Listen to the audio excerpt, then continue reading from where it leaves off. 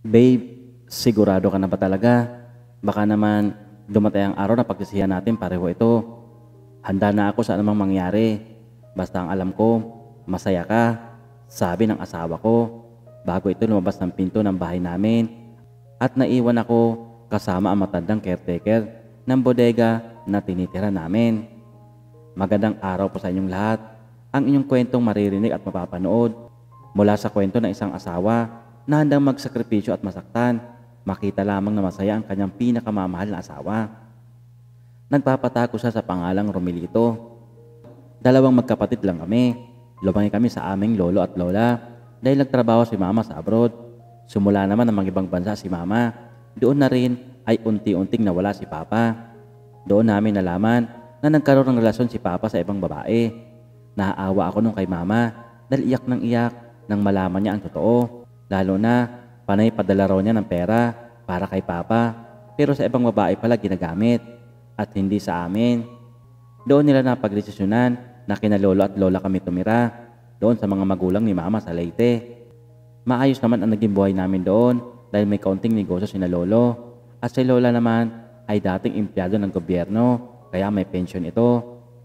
Lumaki kami na sunod lahat ng gusto namin at nakapag-aral din kami sa magandang school sa tulong din ni mama sa mga padala niyang pera. Simula din ang umalis si mama, matagal na ito bago nakabalik. Kahit nasagana kami sa pagkain at may maayos na tirahan, may kulang pa rin sa amin. Lalo na ako na bunso, pakaramdam ko may kulang talaga. Naiinggit ako sa mga bata na may naghahatid na magulang. Kapag may meeting sa school, kahit na may trabaho sila, nakakapunta sila sa school. Hindi tulad sa amin na walang magulang na pumupunta. Si lolo kasi mahina na at si lola ay malabo ang mata. Mga tauhan na lang nila ang pinagkakatiwalaan na tagahatid sa amin sa school. Uhaw ako sa pagmamahal ng magulang, ng isang ina at isang ama. Natapos ko nga ang college na tila ba may kulang sa pagkatao ko. Pero ang lahat ng iyon ay tiniis ko at sinabi ko sa aking sarili na kapag may pamilya na ako, hindi ko gagawin ang ginawa ng mga magulang ko. Mamahalin ko ang aking asawa at mga magiging anak. Bubusugin ko sila ng pagmamahal na hindi ko naranasan sa aking mga magulang. Nang matapos na ako sa college, lumawas ako ng Maynila para maghanap ng trabaho. Dahil tapos naman ako ng computer science, madali lang ako natanggap sa isang kumpanya. Naging isa akong IT support. Dito ko rin nakilala ang nagpatibok ng aking puso na si Camille. Bago lang din siya nakatulad ko. Kaya kapag break time, halos sabay kami na bumababa para magmerienda. Dahil wala naman akong bisyo, kahit sigarilyo, doon kami sa may coffee shop. Hindi tulad ng mga kasama ko na nandoon nagkukumpulan sa smoking area. Maganda si Camille, pero pitit lang siya, mga 5 flat lang ang height niya. Hindi naman kami nagkakalayo dahil medyo payat din ako at 5'4" ang taas ko. Maamo ang mukha ni Camille, para bang tulad siya ng isang santo na napakaamo ng mukha. Maputi rin ito. Kaya nga sabi nga nila, sigurado marami naliligaw kay Camille. Pero dahil ang department nila ay madalas na tumatawag sa amin kapag may problema ang computer nila, nadadalas ang usapan namin hanggang sa naging kabiraan ko na ito. Akala ko, suplada ka, mabait ka pala, sabi ko kay Camille. Ikaw nga dyan ang suplado, parang ang hirap mong lapitan. Tahimik ka kasi palagi at seryoso, sabi naman ni Camille sa akin. Doon na nag-umpisa ang ugnayan namin ni Camille. Tulad ko rin pala siyang broken family, kaya lang lumaki naman siya sa daddy niya. Nahuli raw kasi ng daddy niya ang mami niya na may kasamang lalaki. At ang masakit pa raw doon, ang driver nila noon ang nakarelasyon ng mami niya. May sakit raw kasi ang daddy niya, na-stroke daw ang daddy niya noong 2 taong gulang pa lamang siya. Pero dahil medyo bata pa raw ang daddy niya noon, naka-recover ito. Pero matagal daw at ilang taon itong naglalakad na hila-hila ang paa. Kaya nga daw, hindi na siya nagkaroon ng kapatid pa. Kaya ang madalas nakasama ng mami niya at tagahatid sa office na pinapasukan ng mami niya ay ang matagal na nilang driver. Hanggang sa natuksan ng daddy niya na ang driver pala nila ang kasama ng mami niya sa mga lakad nito. Medyo bata para kasi ang driver nila noon at may itsura ito. Kaya nagustuhan daw ng mami niya. Hindi raw tulad ng daddy niya noon na baldado ang kalahating katawan. Dahil bata pa raw siya noon na mangyari iyon, hindi niya raw maintindihan ang mga nangyayari. Simula raw noon, umalis na ang mami niya kasama ron ng driver nila. Kaya nagkahiwalay ang mga parents niya at ang daddy na lamang niya ang nagpalaki sa kanya. Maraming kwento si Camille sa akin. Halos magkatulad kami ng mga nais. Pareho kaming lumaki na kulang sa pagmamahal ng mga magulang. Sabi niya nga sa akin, kapag may pamilya na siya, hindi niya gagawin ang mga nagawa ng magulang namin. Dahil doon, nagkapalagayan kami ng gusto ng loob ni Camille. Hanggang sa napansin ko na lang na parang may relasyon na kami. Hindi ko siya niligawan, pero parang naging kami na lang dahil sa pagiging malapit namin sa isa't isa. Tumagal ng 3 taon ang relasyon namin ni Camille, kung saan din kami nagpupunta hanggang sa inalok ko siya ng kasal. Alam ko na yun din ang iniintay ni Camille sa akin. Alam ko rin sa sarili ko na siya na ang babaeng para sa akin. Siya na ang babaeng una at huli kong mamahalin. Hindi pa man kami kasal ni Camille, para na rin kami mag-asawa. Nagkasama na kami ni Camille sa isang bahay. Si Camille ang unang babae at unang karanasan ko. Ganon din si Camille sa akin. Sa edad noon ni Camille na 26 at ako naman ay 28, pareho nag-isa ang aming mga katawan. Pareho kaming walang karanasan at parehong hindi namin alam ang gagawin sa unang araw na yon. Napakasaya ko noon, maging si Camille din, at nangako kami sa isa't isa na hindi kami maghihiwalay kahit anumang pagsubok ang dumating sa amin. Nag-usap kami na kailangan mabigayan kami sa lahat ng oras. Sinang-ayunan namin ni Camille iyon nang ikasal na kami. Masayang-masaya din ang daddy ni Camille nung araw ng kasal namin. Maaari na raw siyang mamatay dahil meron na mag-aalaga sa kanyang prinsesa. Naluluwang sabi ng daddy ni Camille sa akin. Pinangako ko rin kay daddy na mamahalin ko ang kanyang anak higit pa sa aking buhay. Kung ano ikaliligaya niya, iyon ang aking gagawin, sabi ko sa daddy ng asawa ko. Lumipas pa ang 3 taon ng pagkasama namin. Wala kaming hinangad kung hindi ang magkaroon ng anak. Anak na magkukumpleto para matawag kaming pamilya. Anak na mamahalin namin na hindi tulad ng naranasan namin. Halos lahat ng paraan ay sinubukan na namin. Hanggang sa tuluyan ko nang pinahinto si Camille sa trabaho para makapagpahinga. At ako naman ay nag-resign na sa aking trabaho din. Nagnegosyo na lang ako ng buy and sell ng parts ng computer at mga laptops at iba pa mga services tulad ng repair at upgrading. Sa umpisa ay mahirap at halos walang bumibili sa amin. Halos maubos ang savings namin sa aming puhunan. Naroon na pinaghinahan na ako ng loob dahil sa pagkalugi.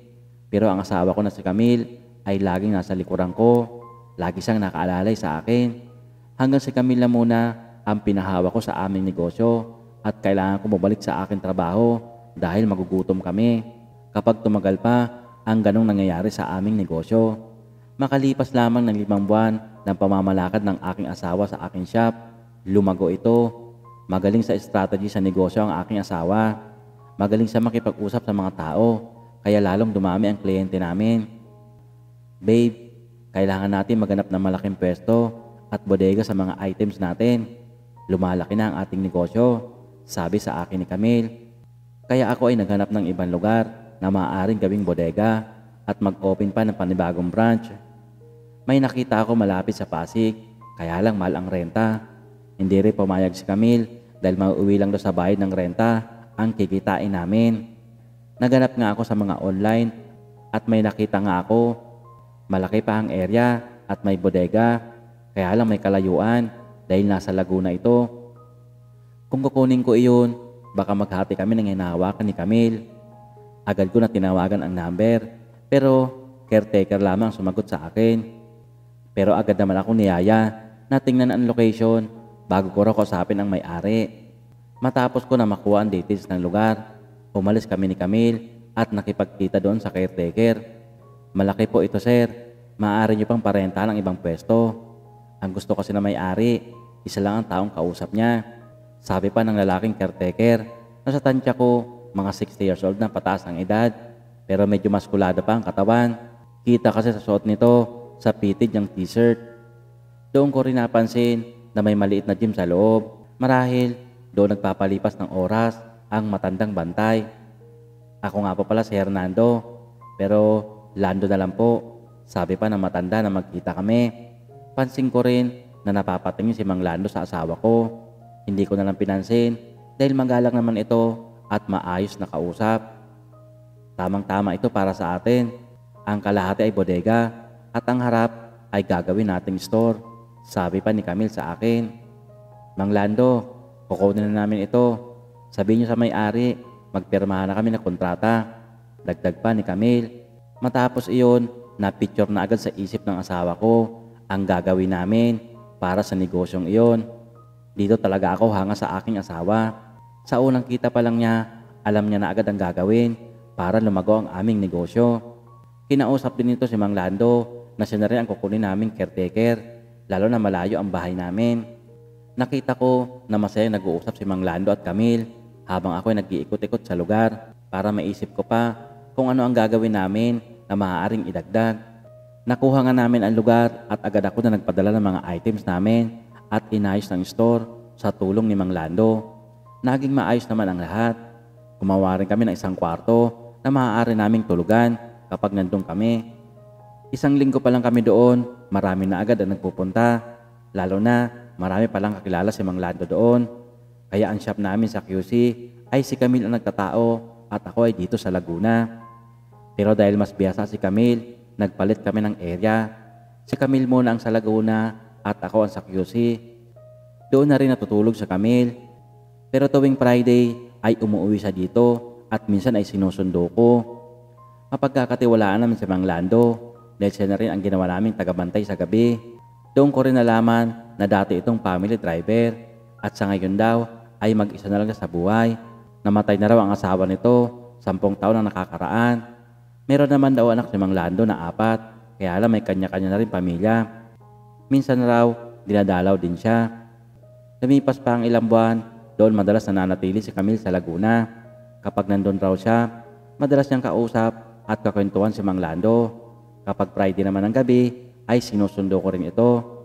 Isang araw na sinundo ko ito, naabutan ko ito nakaupo sa table at tila malungkot. Hindi muna ako nagpahalata na nandun ako. Pinagbasdan ko muna ang maganda kong asawa. Tila ba nag-iisip ito? Kita ko sa mga kilos niya na may lungkot itong dinadala. Habang nasa biyahe kami, napag-usapan namin ito. Tinanong ko si Camille kung meron ba kaming problema. Meron ba akong nagawa na hindi mo nagustuhan? Napansin ko kanina na malungkot ka. Ano ba iniisip mo? Tanong ko kay Camille. Maayos na ang negosyo natin. Stable na tayo. Pakaramdam ko, may kulang pa rin sa akin. Para kanino ang ginagawa natin? Ang sagot ng asawa ko sa akin. Napayakap ako sa aking mahal na asawa. Alam ko ang tinutukoy niya. Sa ilang taong kasi namin pagkasama, ang pangako ko sa kanya na masayang pamilya, kasama ng aming magiging anak, ay wala pa rin katuparan. Sorry, ako rin ay naiinip na para sa mga magiging anak natin. Pero gagawin ko ang lahat para matupad iyon. Pangako ko sa iyo at sa daddy mo yon. Kung ano ay kaliligaya mo, iyon ang gagawin ko. Sabi ko kay Camille. Dati na rin kasi kami nagpakonsulta sa doktor. Maayos naman daw at malusog ang aking asawa. Ang problema ay sa akin. Pero nagsuggest naman ang doktor. Work up lang daw yon at magiging maayos ang lahat. Pero dahil nga nabisi kami sa aming negosyo, hindi na namin nabigyan ng oras. Dahil doon, ramdam ko na unti-unting lumalabig ang aking asawa sa akin. Hindi ko lamang pinapalata na apektado ako. Ginagawa ko na lang na masayang araw ni Camille para mawala sa isip niya yon. Hanggang sa naging madalas na ang pamamalagi ng asawa ko sa Laguna. Sinabi niya na huwag ko na raw siyang sunduin. Doon na lamang daw siya matutulog. Tiwala naman ako dahil alam ko na nandun si Mang Lando. Alam ko na hindi niya pababayaan ang aking asawa. Saka may dalawa naman kaming tauhan na kasama doon ng asawa ko at lingguhan din ang uwi. Naging ganun ang setup namin ni Camille. Hanggang sa napansin ko after ng New Year ay tila naging masaya lagi si Camille. Alam ko kasi kapag may problema ito at may iniisip. Medyo natuwa ako dahil unti-unti nakakalimutan niya bahagya ang problema namin. Isang linggo bago ang anniversary ng kasal namin, naisip ko na sorpresahin ang aking asawa. Pumunta ako ng branch namin sa Laguna. Hindi ko sinabi sa kanya na pupunta ako. Nagdala rin ako ng alak dahil bala ko na doon na rin ako matutulog. Alas 5 ng hapon ako umalis ng QC pero umulan ng malakas at inaabot ako ng matinding traffic. Ang ibang daan ay baha pa. Pero sabi ko noon, mas maganda nga siguro pag gabi na para patulog na ang asawa ko. O kaya tulog na ito pagdating ko. Mga alas 9 ng gabi, saktong dumating ako noon sa tapat ng store namin at bodega. Hindi ko pinasok ang sasakyan na dala ko dahil baka makita ni Camille. Pinarada ko lamang ito sa gilid ng kalsada, malapit doon sa store. Naglakad na lamang ako mula doon. May susi naman ako, kaya madali lang ako nakapasok ng gate. Doon ako dumaan sa may garahe sa likod para sakto, malapit sa kwarto kung saan natutulog ang aking asawa. Dahan-dahan ako naglakad, dala ang aking wine na binili. Pero napapalapit na ako sa may pinto. May narinig akong boses na tila ba nagkikwentuhan. Hindi ako pwede magkamali. Boses iyon ni Camille at kausap niya ang isang lalaki. Sumilip ako ng bahagya mula sa likod sa may garahe. Hinawi ko ng konti ang kortina na nakatakip sa may bintana at payuko ako na umupo para makita ko kung anong ginagawa ng aking asawa sa ginawa naming kwarto para tulugan namin kapag hindi umuwi ng QC. Lumakas ang kabog ng aking dibdib at halos nanlaki ang aking mga mata sa aking nakita. Kitang-kita ko si Mang Lando. Nasa loob ito ng kwarto at nakasuot lamang ng boxer short. Ang asawa ko namang si Camille ay nakaupo sa bed at nakatapis lamang ng tuwalya na tila ba katatapos lang maligo. Parang sinisilaban ng aking dibdib at ang aking ulo ay parang sasabog sa galit. Wala man ako nakita na ginagawa nila at nag-uusap lamang. Pero ano ba ang gagawin ng isang lalaki at babae sa loob ng kwartong iyon? At ganun pa ang kanilang ayos. Nanginginig ang aking kalamlan sa aking nakita. Ang bote ko na dala na nakabalot sa paper bag ay halos lukot na sa lakas ng pagkakahawa ko. Gusto kong sumigaw at pumasok sa loob. Pero narinig ko na nagsalita ang aking asawa. Huwag mong alalahanin ang asawa ko, Mang Lando. Mahal ako noon. Ang gusto ko lang naman magkaanak. Pero iyon pa ang hindi niya maibigay. Isa pa, kahit na kalahati ang agwat ng edad ninyo, mas magaling ka pa sa kanya. Kuwang-kuha mo ang mga gusto ko. Sa mga narinig ko na sinabi ni Camille, para nanliit ako sa aking sarili. Ito pala ang dahilan kung bakit ilang buwan ang masaya ang asawa ko at mas gusto nitong manatili sa Laguna kaysa umuwi sa bahay namin. Huwag ka mag-alala, gagawin ko ang lahat para maging maligaya ka. Ang mga hindi nagagawa ng asawa mo, ako na ang gagawa dito. Dito, malaya nating magagawa ang lahat. Sagot naman ni Mang Lando. Sabay na nakita ko na pinatay na ni Mang Lando ang ilaw. Napaupo na lamang ako sa aking sinisilipan. Tumutulo ang luha ko habang naririnig ko ang bawat impit at pungol ni Camille. Napaupo ako sa gilid na tila ba kandilang nauupos habang hawak ko ang bote na aking dala. Pero nagtaka ako, bakit wala akong ginawa? Bakit hinayaan ko na mangyari iyon? Bakit hindi ko sila pinigilan? Gusto kong sumigaw ng mga oras na yon. Gusto ko silang pasukin sa loob. Pero wala akong lakas ng loob. Nanaig ang pagmamahal ko sa aking asawa. Ang pangako ko noon sa kanya na kung saan siya maligaya, nandoon ako.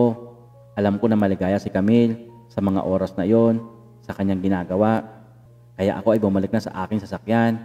Dala-dala ko ang bote ng alak na binili ko. Doon sa loob ng sasakyan, wala akong ginawa kundi tunggain ang lahat ng laman ng bote.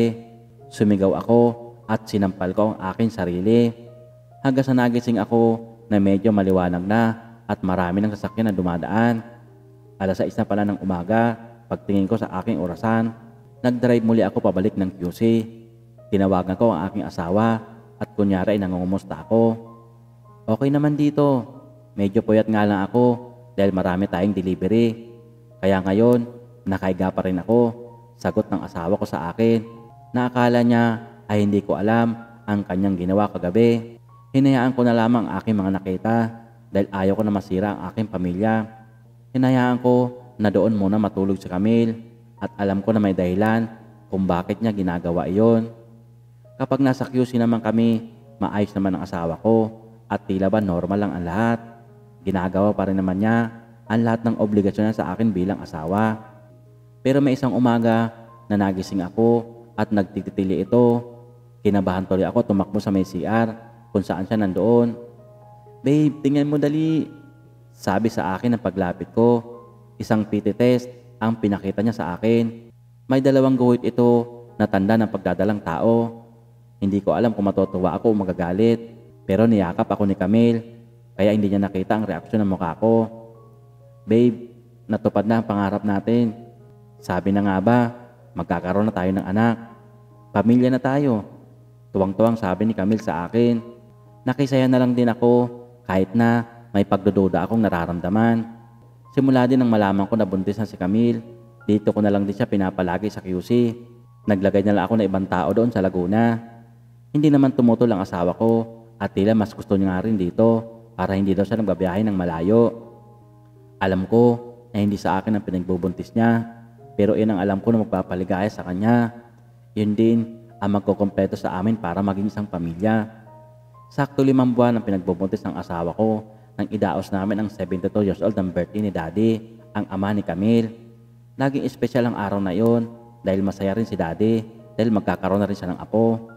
Halos double celebration iyon. Hindi ko alam na inimbitahan pala ni Camille si Mang Lando. Pumunta rin si Mang Lando sa venue, pero nasira ang araw ng okasyon na yon. Hindi pa nag-uumpisa ang selebrasyon na makita namin na biglang nagkagulo. Si Daddy, na ama ni Camille, na medyo mahina na, ay meron daw sinuntok na lalaking bisita.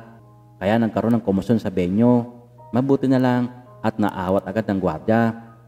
Pero agad din akong nakalapit at narinig ko ang mga sinabi ni Daddy. Ang kapal na mukha mo na magpakita sa akin. Sa kabila ng pagwasak mo at pagsira ng pamilya ko, lumayas ka dito, sigaw pa ni Daddy.